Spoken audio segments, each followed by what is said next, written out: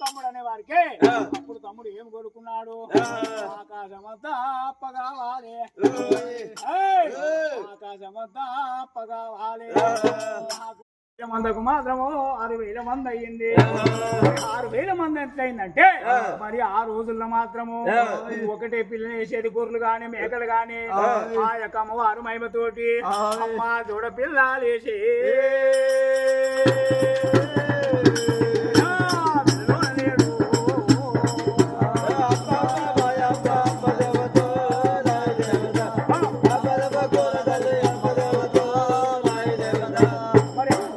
తోటి ఇవాళ మాత్రము జోడ పిల్లలు వేస్తున్నాయి. 3,000 మందకు 6,000 మంది అయింది. 6,000 మంది అయింది కానీ అమ్మవారు మరి బయటికి వెళ్ళి సగమ దూరం పోయినాక మరి ఆలోచన చేసింది. మరి నేను 6,000 మందిని చేసిన నేను చేసిన పుణ్యం ఏంది? మరి గొల్లబోయిలు మాత్రము ఈ రకంగా నిద్రపోతున్నారు.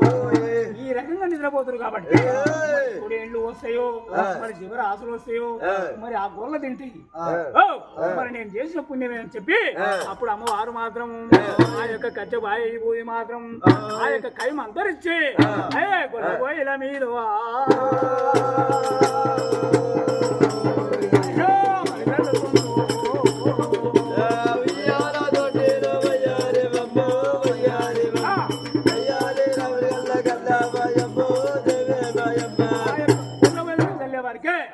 బోయిలు మాత్రము దిగుల మాత్రము బోయిలు లేచిండ్రు.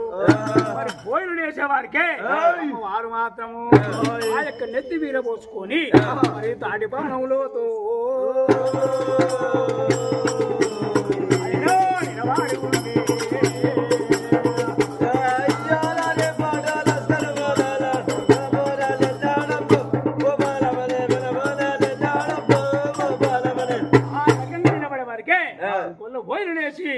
అక్కడిక్కడ చూసే వారికి ఎవరు అనుకోని అప్పుడు దగ్గరకు వచ్చిండ్రు.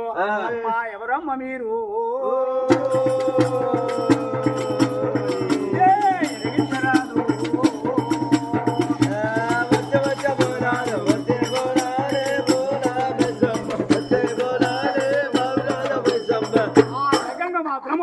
అడిగే వారికి నాయనడారా నేను మాత్రము ఈ యొక్క దారి ముందు పోతున్నాను. కనపడే వారికి నేను మాత్రం ఇక్కడ నిలబడిపోయాను. మీ యొక్క గొర్రెల గుంపుకు మాత్రము 3,000 మందికి మాత్రము 6,000 మంది అయ్యింది. ఆ రకంగా మాత్రము మీకు జీవన